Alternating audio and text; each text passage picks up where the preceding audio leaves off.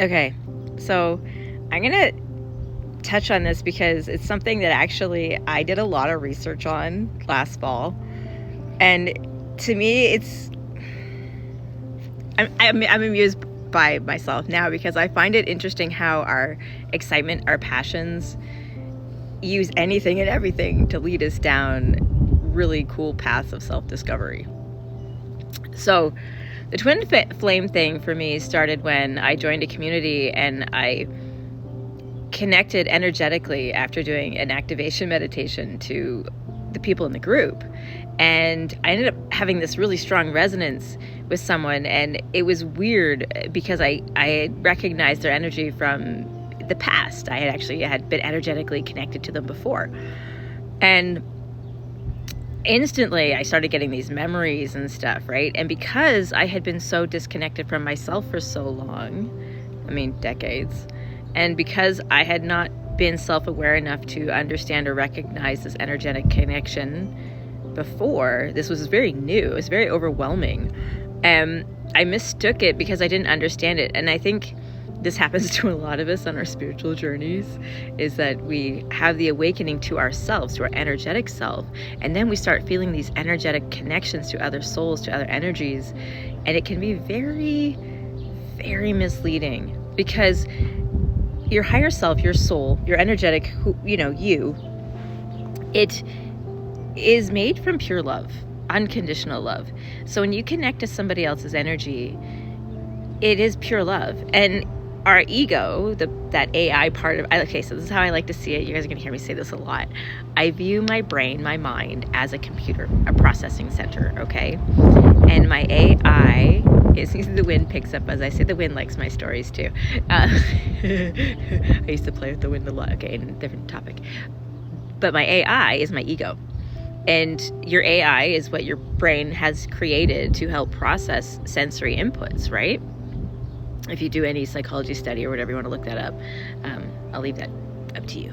So anyways, your ego is what your brain uses to process sensory input. And I, again, like to think of my mind as my computer, my processing center, where the processing happens. And for me, it's one of those things that when I think about, okay, let's start over. Your ego is going to trick you no matter what, okay? Any chance it gets, especially as you're starting your awakening journey, because it doesn't want you to become self-aware enough that it loses control. It's enjoying control. It's an energy. All energies are always seeking their highest potential, their highest evolution, their highest, right?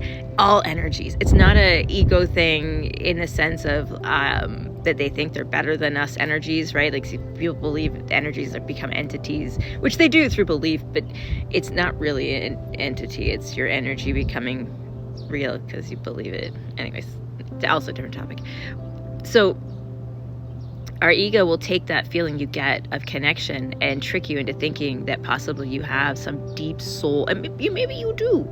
Maybe your higher self and that person's higher self are really good, connected friends up high somewhere, right? They like working together a lot. It's very possible. Does that mean they're the love of your life? Does that mean that you guys are destined to be together forever? Nah, probably not likely. I also know through visions I have received while meditating that we do have an oversoul. So if you think about it like this, and I've actually seen this. This is something this is really cool. When I was thinking about this question that somebody made on my post, this is actually the vision I got. So I want you to think about it like a DNA strand, but it's like DNA strands within DNA strands within DNA strands. So you have an oversoul, and your oversoul pyramids out, right? It branches downwards, and you have all of the other parts of it. It's incarnated itself to be here on earth to experience life, right? But the oversoul is also part of Source, which is its oversoul. But then if you look at the oversoul, so it's made us, we're part of the oversoul. And then you look even further deep within, we have our own parts, right? If you start to heal, you look at Carl Jung and different other psychologies, we have our own archetypes, our own parts. And it's like, if you study gods, for an example, I have a theory about this. There might actually have been beings who were named and that we've created into these gods. But a lot of the gods now in mythological stories are attached to specific energies, right? Like justice or war or peace, love. There's specific energies that tend to either coexist as a group within a god archetype, or there is a collective of energies, however you want to call it, within each archetype of god. We all have those energies within us as well. We have feelings of war, we have feelings of peace, we have feelings of love, of passion. So we have those archetypes within us as well. So you can actually go in and say, okay, we're an oversoul to our parts, which is why we can create our own reality, right? And so when I say above as below, there's another thing too. When this all began for me last fall and I started opening up to my more spiritual side, and I had a bit of a spiritual hoodoo voodoo moment that maybe I'll tell you guys another day, but I saw myself within this web of connections, and every one of us individual souls has a cylinder, our own little tube that goes up, up, up, up, and down, down, down, down.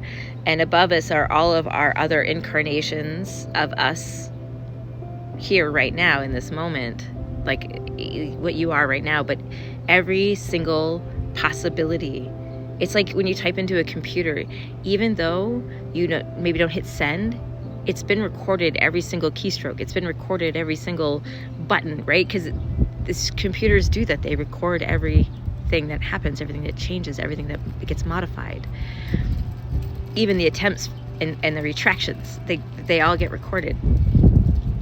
And so the code of life, of the universe, of everything is always changing, it's always expanding. And thus, above you is all the infinite possibilities, and below you is all the infinite possibilities, right? The ones above you are the more positive ones. The ones below you are the ones you're leaving behind, right? But they're never ending. It's infinite. And they go, and I've seen it, like as my view retracted and I went outwards, I could see that these cells, right? Because we are like cells of oversouls and parts and pieces. They make up a whole, which eventually actually forms a massive form of DNA. Don't ask me why it came out that way, but it was like I zoomed out and there was like a piece of DNA, and it showed DNA, which that piece of DNA was in another piece of DNA, and it's spiraling, it's moving, it's going through space. Don't ask. I just see weird stuff.